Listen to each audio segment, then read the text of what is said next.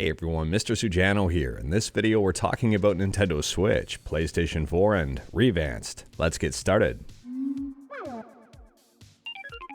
Alright, we'll kick things off here talking about Nintendo Switch emulation on PC with Yuzu. Yuzu just released their brand new progress report. I'll drop a link to it in the description below and I do recommend checking it out. We're just going over this at a very high level. So the first part on this progress report is great news if you've got a relatively recent NVIDIA GPU, or not even relatively recent at all. As long as you've got a GT 1010 or newer, you can update to driver version 527.37 and fix a whole bunch of issues. If you've got an older NVIDIA GPU, like a 900 series or older, well, you've got to remain on driver version 512.95 if you're using Vulkan. Now this month there was a whole bunch of work behind the scenes done to make Pokemon Scarlet and Violet and also Pokemon Legends Arceus a heck of a lot more playable. If you are playing Pokemon Scarlet and Violet, these tips will help you optimize your overall experience. If you've got an NVIDIA, AMD, or even Intel GPU, make sure you're using the latest driver versions. Set your GPU accuracy to high. Make sure you're using handheld mode, it will improve performance. For 4-core 8-thread users, make sure you disable SMT-HT. And make sure to install the latest updates for your games, because those will also help. Moving forward though, and in addition to just Pokemon, Yuzu did some graphical work to improve a whole bunch of games here, for example Yoshi's Crafted World. This is before and this is after. And there's a whole list here of games that have been improved. There's also a brand new FSR sharpness slider. FSR stands for Fidelity FX Super Resolution, or subscribe to Mr. Sujano depending on how you want to interpret that. And with that slider you can increase the sharpness in games like Breath of the Wild. This will vary from game to game, so you'll have to play around with it. Moving on from that, and this is a huge one, Yuzu now supports being built and run on ARM64 devices. Performance isn't perfect just yet, but it is a start. And at this point in time, it only supports 32-bit games. Interestingly enough, Amiibo were also a focus this month for Yuzu. They've improved NFC detection in Ultra Kaiju Monster Rancher. And now you can register, format, and delete game data from Amiibo in a brand new settings screen. There's also some audio improvements, translation fixes, and a brand new feature here to let you save input profiles on a per game basis. So overall, Yuzu's had a pretty killer month, and next month is also going to be amazing. The Yuzu team is working very hard behind the scenes, and I do recommend checking out this progress report. And speaking about progress, next up here we're talking about Nintendo Switch emulation on Android with Skyline.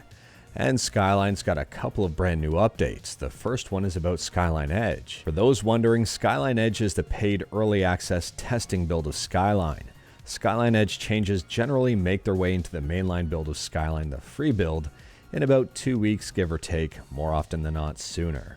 Skyline Edge version 18 just released. We've got some performance improvements, a couple of new features. You can now toggle frame throttling by pressing on the FPS counter.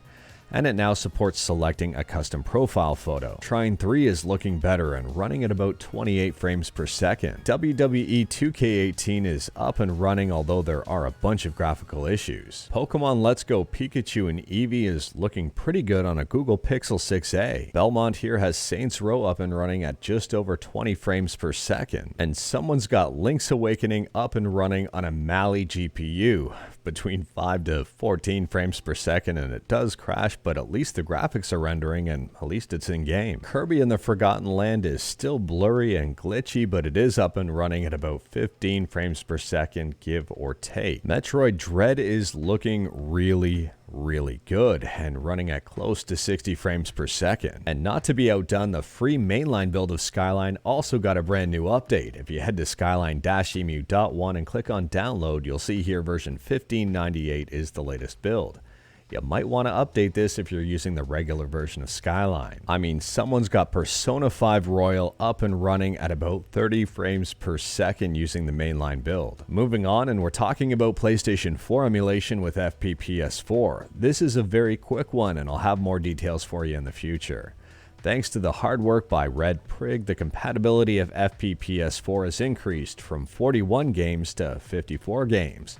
So PS4 emulation is getting a little bit better. If you are curious about FPPS4, I'll drop a link to its GitHub page in the description below. It is free, it's open source, and it's extremely early on in terms of development. And speaking about quick updates, here's another one for you. We're talking about PlayStation Vita emulation on Android with Vita 3K. MacDo has Persona 4 Golden up and running at 30 frames per second and looking really good in the process.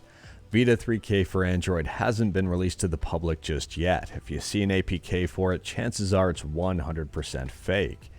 It's not yet ready for prime time, but MacDo is making incredible strides forward. And last up here is just a very quick update. In a previous video, we talked about ReVanced getting a DMCA, and before the video even went live, as it was going live, well, ReVanced is back, so if you were worried about it, I don't think at this point you've got anything to worry about. The APK is still available. But anyways, that is all I've got for you in this one. Straight to the point, all stuff and no fluff. We talked about a ton today. Let me know your thoughts about absolutely any of it in the comments below. If you like this video, leave a like. If you didn't like this video, leave a like. Hit that subscribe button, check out my other videos. Don't tempt fate, save your state.